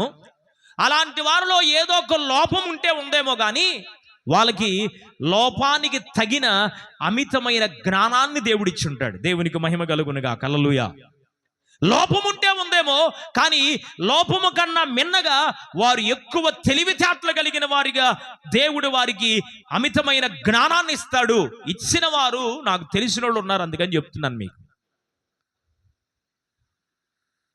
జక్కయ్య పొట్టివాడే, తనకున్న ఆశ ఆకాంక్ష గొప్పది.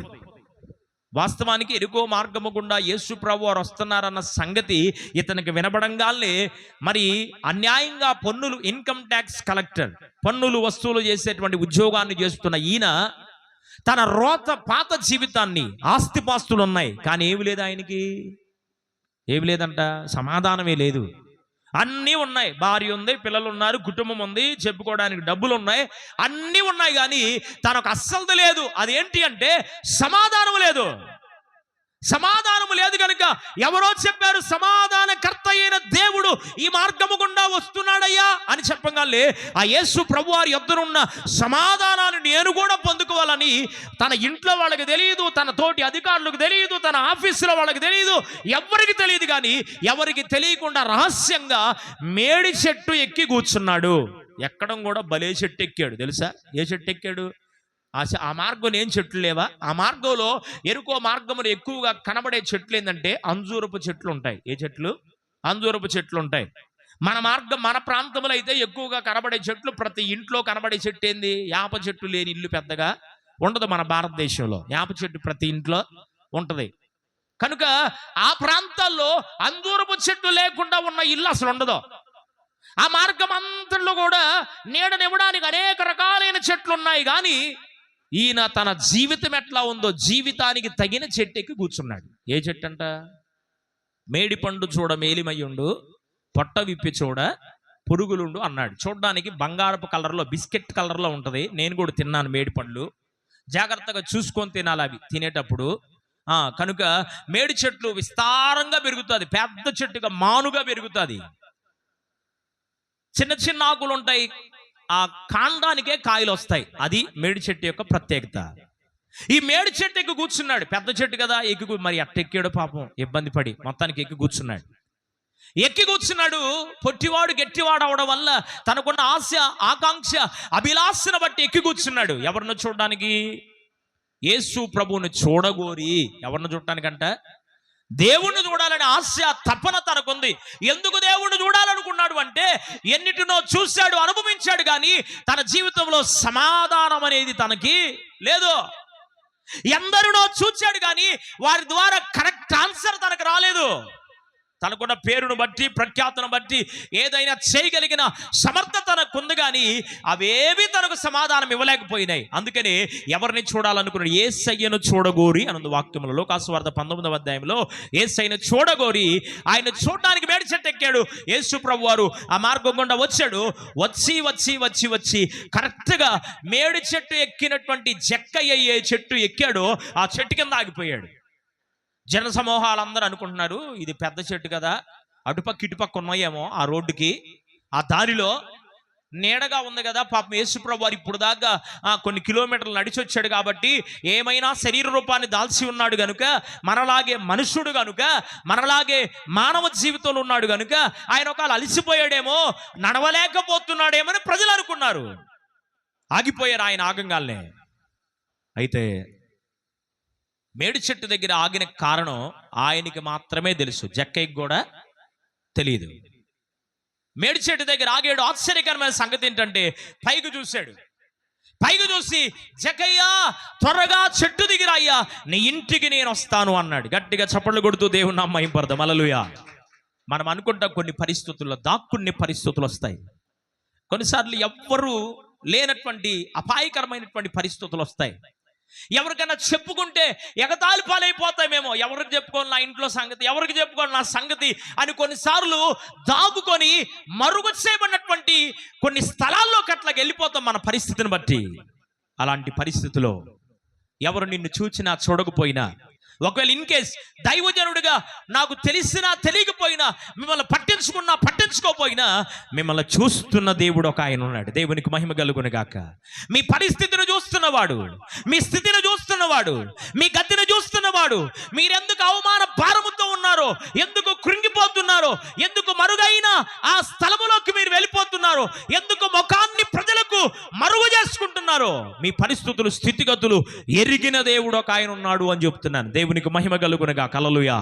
మరుగు చేసుకున్నాడు, ఎవరికి కనబడకుండా యేసయ్యను చూస్తే చాలు అనుకున్నాడు. అంతే. ఆయన ఆశ ఏంది? యేసయ్యను చూస్తే చాలు. మేడి చెట్టు ఈ రూట్లో వస్తున్నాడు, యేసయ్యను చూస్తే చాలు అనుకున్నాడు. చిన్నప్పుడు మరి ప్రీతమ ముఖ్యమంత్రి ఎన్టీ రామారావు గారు, మరి అప్పుడు నేను చిన్నపిల్లడప్పుడు ఆయన్ని చూడాలని ఆశతో ఆ రోడ్లోకి, మెయిన్ రోడ్లోకి పరిగెత్తుకుంటూ వచ్చి, ఎక్కడ అవకాశం లేకపోతే ఓ చెట్టెక్కి దానిపైన కూర్చొని ఆయన చూసిన జ్ఞాపకాలు నాకున్నాయి. యాక్టర్గా ముగించుకొని ఎదురుకు వచ్చి రాజకీయంలోకి వచ్చిన తర్వాత, ముఖ్యమంత్రిగా మరి ఆయన అయిన తర్వాత చీరాల ఈ ప్రాంతానికి వేటబాల మీదుగా ఆయన వస్తున్నప్పుడు ఆయన చూడాలని ఆశ తపనతో, అప్పుడు టీవీలు కూడా లేవు కదా, కేవలం అనౌన్స్మెంట్ విని ఆయన చూడాలని ఆశతో చెట్టెక్కాను. డాక్టర్ వైఎస్ రాజశేఖర రెడ్డి గారు, మన ప్రియతమ ముఖ్యమంత్రి వర్యులు, ఆయన్ను చూడడానికి కూడా చాలా ఆశ కలిగి నేను ఆ మీటింగ్స్కి వాటికి వెళ్ళలేను, కానీ చూడాలనే తపనతో ఆ వెళుతున్నటువంటి మార్గ మధ్యలో నిలబడినటువంటి అనుభవం నాకుంది. మరి గడిచిన కాలంలో ముఖ్యమంత్రిగా చేసినటువంటి వైఎస్ జగన్మోహన్ రెడ్డి గారు, ఆయన్ను చూడడానికి కూడా మరి ప్రియతమ నాయకులు ముఖ్యమంత్రి వర్యులు నారా చంద్రబాబు నాయుడు గారు మా ఇంటి దగ్గర ఉన్నటువంటి మరి గడిచిన కాలంలో ఎమ్మెల్యే గారు కన్నం బలరామకృష్ణమూర్తి గారు వాళ్ళ ఇంటికి వచ్చినప్పుడు, సమీపంగా మా ఇల్లు పక్కనే కనుక, బలరాం గారి ఇంటి పక్కనే కనుక, ఆయన్ను చూడడానికి కూడా ఆశ కలిగి, మనుషులను చూడడానికి ఎంత ఆశ, ఎంత తపన, మనం ఎన్నుకున్న నాయకులు చూడడానికి ఎంత తపనుంటే యేసు ప్రభువాన్ని చూడాలి అనుకున్నాడు. అంతే, ఆయన ఆశ అదే. కానీ వాస్తవానికి ఆయన ఊహించని దాన్ని దేవుడు అక్కడ చేశాడు. దేవునికి మహిమ కలుగును గాక. ఆ పాయింట్ అర్థం అవడానికి కొంతమంది ప్రముఖుల మాటలు మీకు చెప్పాను తప్ప ఎవరన్నా పగలేదు, ఎవరన్నా అభిమానం ఏమి లేదు, అందరూ ఒకటే. అర్థమైందా? అర్థం చేసుకోండి. వాళ్ళంటే ముందు చెప్పాడు, వీళ్ళంటే వెనక చెప్పాడు, ఇట్లాంటి మాటలు మనకేం రాజకీయంతో మనకు అవసరం లేదు. మనం ఎన్నుకున్న నాయకులు కనుక వీళ్ళందరినీ మనమే ఒక్కొక్క తరములో ఒక్కొక్కరు గెలిపించుకుంటూ వచ్చాం కనుక మనమే దానికి బాధ్యులం కనుక ఎవరు ఎక్కువ కాదు, ఎవరు తక్కువ కాదు.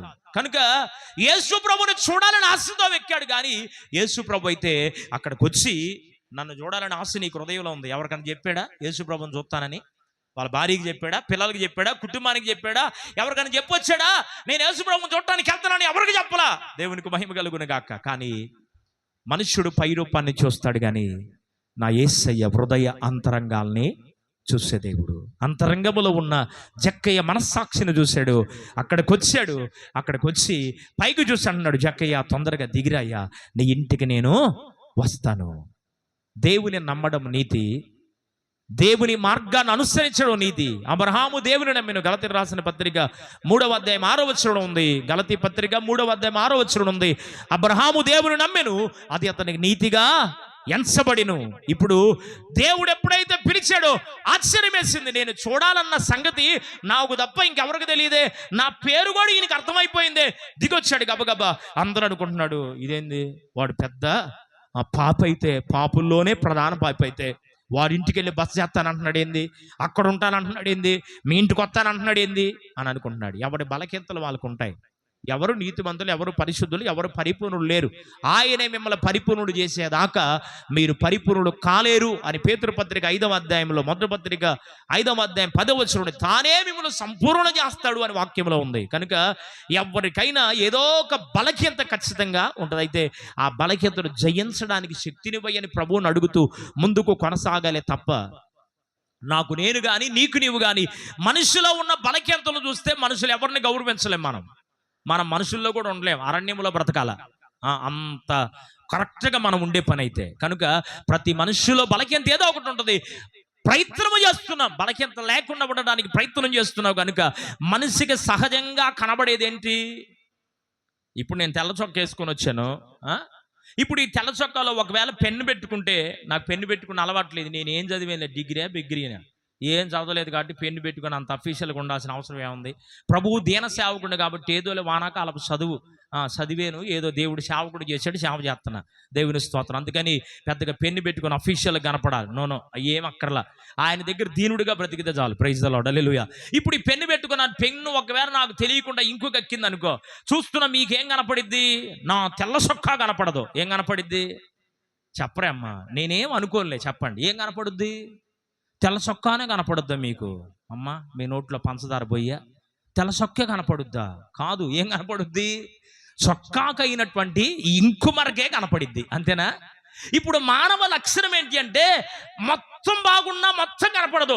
ఏది చెడిందో అదే మనకు కనపడిద్ది, ఏది మచ్చగుందో అదే మనకు కనపడిద్ది, ఏది డాగుగా ఉందో అదే మనకు కనపడిద్ది, ఏ బలహీనత మనుషులో ఉందో అదే కనపడిద్ది తప్ప మిగతా పెద్దగా మనకు కనపడవు. నేనంటాను, యేసు ప్రభు వారు కూడా మనం ఎన్నిక చేసినట్లుగా మన బలహీనతలు ఎన్నిక చేస్తే, మనల్ని కూడా బలహీనతలు ఇచ్చి ఆయన మాట్లాడితే, మనల్ని కూడా బలహీనతనే చూపించి మాట్లాడితే, ఛాలెంజ్గా చెప్తున్నాను, ఓ దైవజనుడు కూడా ఇక్కడ నిలబడలేడు, ఓ విశ్వాసి కూడా ఇక్కడ నిలబడలేడు. పరిశుద్ధులు అని చెప్పుకుంటారు కొంతమంది. వాళ్ళు చేసే ప్రవర్తన బయట ఇంకొకలాగుంటుంది, లోపల మాత్రం ఇంకోలాగుంటుంది. ఎవడు పరిశుద్ధుడు కానే కాడు. రక్షించబడిన తర్వాత నీతిమంతులుగా మార్చాడు, మహిమ కలిగిన వారిగా మార్చాడు, పరిశుద్ధులుగా నేను మార్చాడు. అయితే పరిశుద్ధులుగా నేను దేవుడు చేశాడు కనుక నీ పరిశుద్ధుల క్రమములో బ్రతుకుతూ చివరి వరకు నమ్మకంగా పోరాడాలి. Praise the lord, hallelujah. కనుక మనిషి యొక్క బలహీనతనే ప్రజలందరూ చూశారు, జక్కయ్య బలహీనత. కానీ యేసు ప్రభు ఏం చూశారు? తన మనస్సును చూశాడు. అందుకని నీ ఇంటికి నేను వస్తాను పదా అన్నాడు. వచ్చాడు. ఇంటికి రాగానే జక్కయ్య ఏం చెప్తున్నాడండి? అయ్యా, నువ్వు నా ఇంటికి వచ్చావు, నీ పైన నాకు నమ్మకం వచ్చేసింది. నీతిని జరిగించాడు. ఏం జరిగించాడు? దేవుని నమ్మాడు. దేవుని నమ్మడమే నీతి. ఇక్కడ మనం చదువుకున్న మాటలో ఎవరికి సమాధానం అంటే, నీతి న్యాయమును అనుసరించి నడిచేవారు ఆయనకి ఇష్టలు అన్నాడు వాక్యంలో. ఇప్పుడు నీతిని అనుసరించాడు ఈయన. ఏమనుసరించాడు? నీతి. దేవుని నమ్ముకోవడం నీతి, న్యాయం కూడా చేస్తున్నాడు ఈయన. ఏం చేస్తున్నాడు? న్యాయం. ఏమి న్యాయం చేశాడు? మాకేం చేయలేదుగా పాస్టర్ గారు, మీకు నాకేం చేయలేదులే, దేవుని స్తోత్రం.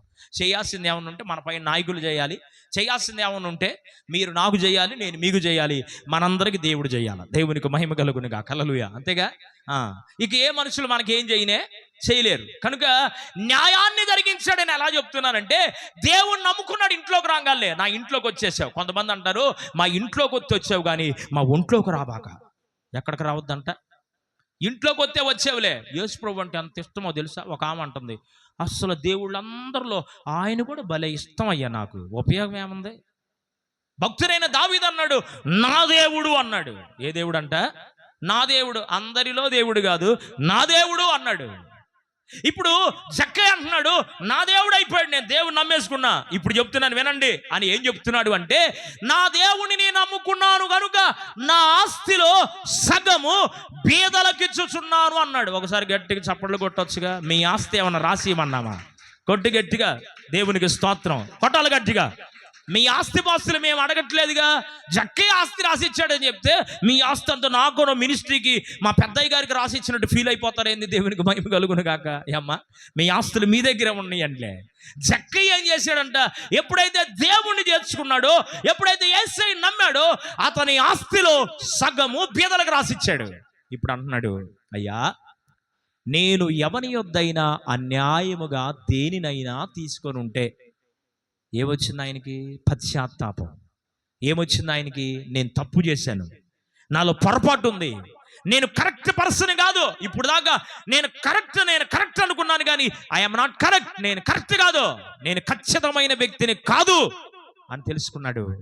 ఇప్పుడు అంటున్నాడు, నేను ఎవరిదైనా అన్యాయంగా తీసుకుంటే వారికి 4 అంతలు తిరిగి ఇచ్చేస్తున్నాను అన్నాడు. దేవునికి స్తోత్రం చెప్పు, హల్లెలూయా. ఎన్నంతలంట? రూపాయి తీసుకుంటే ఎంత ఇస్తున్నాడు? 4 అంతలు. చెప్పాలా ఎంతమ్మా? మా ఆవిడేమో లెక్కల టీచరు, బిఎస్సి బిఈడి కదా, ఆమెమో లెక్కల టీచరు. నాకేమో ఈ లెక్కలు తప్పితే ఆ లెక్కలు రావు. దేవునికి స్తోత్రం. బైబిల్లో లెక్కలు తెలుసు, కానీ ఈ లెక్క ఆ అమ్మాయికి తెలియదు, ఈ లెక్క ఏమో మనకు తెలుసు. దేవునికి స్తోత్రం. అర్థమైందా? కనుక మరి 4 వంతులు ఇచ్చేస్తానన్నాడు. ఎంతంట?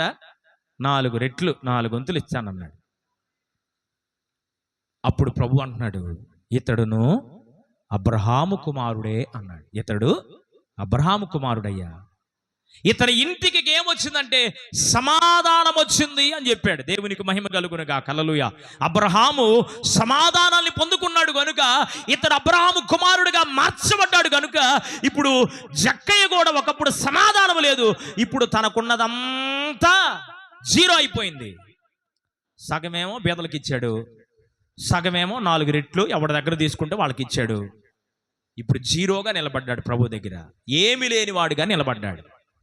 ప్రభు నీ నుండి ఆశపడుతుంది కూడా అదే. నీకున్న ఏం ఆయనకు అవసరంలా, నీవన్నీ తీసుకొచ్చి ప్రభుకి ఇవ్వమంటలా.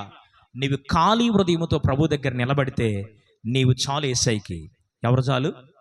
నాకు నేను కావాలి, నీకు నిన్ను కూడా దేవుడు ఏం చేస్తాడంటే నీకు నువ్వుగా నాకు చాలమ్మా, నాకు ఇంకేం అవసరంలా. నీ వెండొద్దు, బంగారం వద్దు, డబ్బులు ఆస్తిపాస్తులు వద్దు, నాకు అసలు నువ్వేం తేవాల్సిన అవసరంలా, నీవుంటే నాకు చాలు, నువ్వే నాకు కావాలి అని ప్రభు అడుగుతున్నాడు. కనుక జక్కయ్య జీవితం ద్వారా మనం నేర్చుకున్న పాఠం ఏంటి అంటే నీతిని అనుసరించడానికి దేవుణ్ణి నమ్ముకున్నాడు, న్యాయాన్ని కూడా అన్యాయాన్ని విడిచిపెట్టి న్యాయమైన ప్రవర్తన తాను చూపించగలిగాడు. కనుక ఎవరు దేవునికి ఇష్టలు అంటే నీతిని న్యాయమును అనుసరించేవారు దేవునికి ఇష్టలు. యేసు ప్రభు వారి గురించినటువంటి ఈ క్రిస్మస్ దినాలలో సర్వోన్నతమైన స్థలముల్లో దేవునికి మహిమ, ఆయనకి ఇష్టలైన వారికి భూమి మీద సమాధానం. ఇట్టి సమాధానాన్ని నీకు నాకు అనుగ్రహించడానికి కొరకే అబ్రహాము పొందిన ఆశీర్వచనం. గలతీ పత్రిక 3వ అధ్యాయము 16, 17, 18 వచనాల్లో అబ్రహాం పొందినటువంటి ఆ సమాధానం అనేటువంటి ఆశీర్వాదం నీకు నాకు అనుగ్రహించడానికి కొరకే,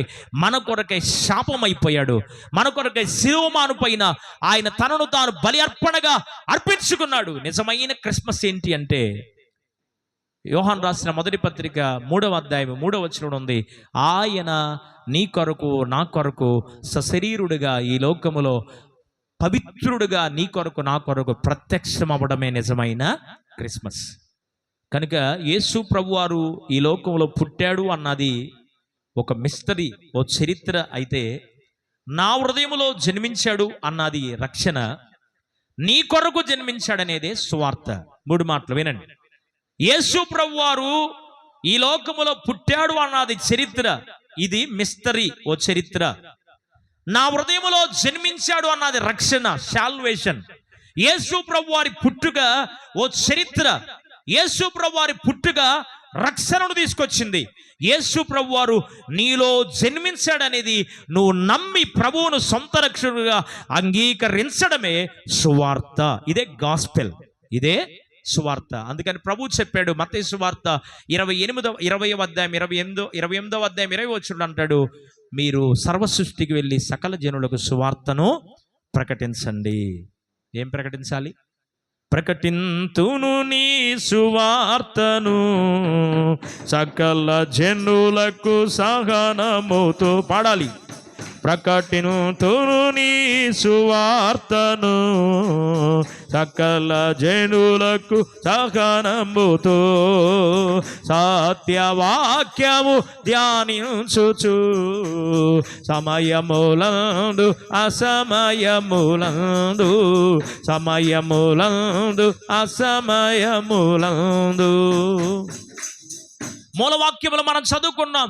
సర్వోన్నతమైన స్థలములో దేవునికి మహిమ, ఆయనకి ఇష్టలైన ప్రజలకు భూమి మీద సమాధానం. చెప్పండి, పక్కన షేక్ హ్యాండ్ ఇచ్చి దేవుడు నీకు సమాధానం అనుగ్రహించునుగాక చెప్పాలి. అందరూ అక్క చెప్పండి, చెప్పుకోవాలా అన్న. బయట వాళ్ళు కూడా, కుర్చీల్లో వాళ్ళు కూడా చెప్పుకోండి. షేక్ హ్యాండ్ ఇచ్చి తల్లుల్లారా చెప్పుకోరే, సంతోషంగా ఉండండి, సమాధానంగా ఉండండి. నేను చూసేటట్టు మళ్ళీ ఒకసారి చెప్పండి, అందరూ ఒకసారి పట్టుకోండి. నాతో కలిపి పట్టుకోన్నా, పట్టుకో. మీ ముగ్గురేగా, పట్టుకో. దేవుని స్తోత్రం. పట్టుకోవాలి. దేవుడు మీకు సమాధానము, మీకు కుటుంబానికి అనుగ్రహించునుగాక. God bless you. తల్లవంచండి, కళ్ళు మూసుకుందాం. ప్రభువు మీకు సమాధానాన్ని అనుగ్రహిస్తాడు. ఏ విషయంలో సమాధానం లేకున్నావో నాకు తెలియదు, కానీ ఏది ఆశిస్తూ దేవుని దగ్గర ఈ విషయంలో నాకు సమాధానం ఇమ్మని ప్రభువుని అడుగుతున్నావు నాకు తెలియదు, కానీ ప్రభు నీకు సమాధానం అనుగ్రహించడానికే, ఎవరికి సమాధానం ఇస్తాడో ఈ క్రిస్మస్ దినాల్లో దేవుని వాక్యాన్ని ధ్యానం చేయడానికి ప్రభు కృపనిచ్చాడు. సర్వోన్నతమైన స్థలంలో దేవునికి మహిమ, ఆయనకి ఇష్టలైన ప్రజలకు భూమి మీద సమాధానం. ఆయన సమాధానకర్త. సమాధానం నీకు అనుగ్రహించడానికి కొరకే ఆయన ఈ లోకానికి వచ్చాడు. 33 సంవత్సరాలు జీవించాడు. 1-40 కొరడా దెబ్బలు నీ కొరకు నా కొరకు అనుభవించి సిలువ మరణం పొందినంతగా ఆయన శ్రమపడి, గాయపడి, సిలువ వేయబడి, మరణమును జయించి తిరిగి లేచి 3వ దినాన మగ్దలేని మరియకు కనబడి, శిష్యులకు కనబడి 40 దినాలు భూమి మీద ఉండి సశరీరుడిగా మహిమ శరీరముతో తనను తాను ప్రత్యక్షపరచుకొని ఒలీవల కొండ ప్రాంతంలో ఆయన ఆరోహుడై వెళ్ళిపోయిన యేసయ్య తిరిగి వచ్చే దినాల్లో మనం ఉన్నాం. ఇంకా ఒకవేళ క్రిస్మస్ను అన్యులు ఆచరించినట్లుగా పండుగగా ఆచరిస్తున్నామేమో, ఆత్మానుసారంగా ఆచరించడానికి, ఆత్మానుసారంగా పాటించడానికి నిశ్చయముగా సమాధానం నీ జీవితంలో ప్రభు అనుగ్రహించడానికి ఇష్టపడుతూ ఉండగా, అట్టి సమాధానం నాకు అనుగ్రహించడానికి నీ వచ్చేవన్న సంగతిని నేను తెలుసుకున్నాను ప్రభు అని. ఒకవేళ రక్షించబడిన వారైతే రక్షణలో ముందుకు కొనసాగడానికి యేసయ్య పుట్టుకను జ్ఞాపకం చేసుకుంటూ ప్రభుని నిండు మనసుతో ఆరాధించుదాం. ఒకవేళ ఇంకా ప్రభువుని నీ హృదయంలో చేర్చుకొనకపోతే, నీ హృదయంలో యేసయ్యను సొంత రక్షకునిగా అంగీకరించడమే నిజమైన క్రిస్మస్, నిజమైనగా క్రీస్తుని ఆరాధించడం అని దేవుని వాక్యానుసారంగా దేవుని సేవకునిగా తెలియపరుస్తూ ఉండగా, ఈ క్రిస్మస్ శుభాకాంక్షలు, క్రిస్మస్ దీవెనలు, క్రిస్మస్లో ప్రభు ఇచ్చిన సమాధానాన్ని, సంతోషాన్ని, ఆశీర్వాదాన్ని ప్రభు మనకు అనుగ్రహించునుగాక. పరిశుద్ధుడైన తండ్రి, ఆశ్చర్యకరుడా నీకు వందనాలు. నీ పాద సన్నిధిలో ఇప్పటి వరకు నాయనా కొద్ది మాటలు నీ వాక్యం ద్వారా మేము జ్ఞాపకం చేసుకోవడానికి మాకిచ్చిన కృపను, ధన్యతను బట్టి నిన్ను స్తుతిస్తున్నాను తండ్రి. వాక్యం మీది, మాట్లాడేవారు మీరు కనుక మాతో మాట్లాడేవి నాయన. ఎవరికి మీరు సమాధానాన్ని కలుగు చేస్తారో, నీకు ఇష్టలుగా ఉండాలి అంటే మేము ఎలాగుంటే మీరు మాకు సమాధానం ఇస్తారో మీరు మాతో మాట్లాడి నీ వాక్కుల కొరకు నీకు స్తోత్రాలు. విత్తబడిన వాక్యాన్ని మా అందరి వ్యక్తిగత ఆత్మీయ జీవితాల్లో ఫలింపులోకి తీసుకొని రమ్మని కృప చూపించమని, వాక్యానుసారమైన జీవితాన్ని మేము కలిగి మనుషులకు ఇష్టలుగా ఉండి మా ఇష్టం వచ్చిన మార్గములో మేము వెళ్ళిపోవడం కాదయ్యా, నీకు ఇష్టం వచ్చినట్టుగా మేము బ్రతుకుతూ. ఒకప్పుడు జక్కయ్య తనకిష్టం వచ్చినట్టు బ్రతికాడు. ఎప్పుడైతే నిన్ను చూశాడో, ఎప్పుడైతే నిన్ను నమ్మాడో, నిన్ను అనుసరించాడో, తన ఇంటికి నిన్ను ఆహ్వానించుకున్నాడో తండ్రి, తన హృదయంలోకి చేర్చుకున్నాడో, తన యొక్క ఇష్టాన్ని వదిలిపెట్టి నీకు ఇష్టం వచ్చినట్లుగా బ్రతికిన నీ కుమారుడిగా తను ఎన్నిక చేయబడ్డాడు నాయన. అలాగే మా అందరి వ్యక్తిగత ఆత్మిక జీవితాల్లో ఇంకా వాక్యం వింటున్న వారు ఎవరైనా రక్షణ అనుభవంలోకి లేకుండా ఉన్నారేమో వారిని మీరు రక్షించండి, రక్షణ అనుభవంలోకి నడిపించండి. రక్షించబడిన వారు ఆత్మానుసారంగా నిన్ను ఆరాధించే అటు కృపా, ధన్యత, భాగ్యత మీరు కలుగు చేసి బలపరచమని యేసు పరిశుద్ధ నామములు అడిగి వేడుకొనొచ్చు ప్రార్థించుచున్నాము తండ్రి. ఆమేన్. దేవుడు సదాకాలం మీకు తోడైండును గాక. ఆమేన్.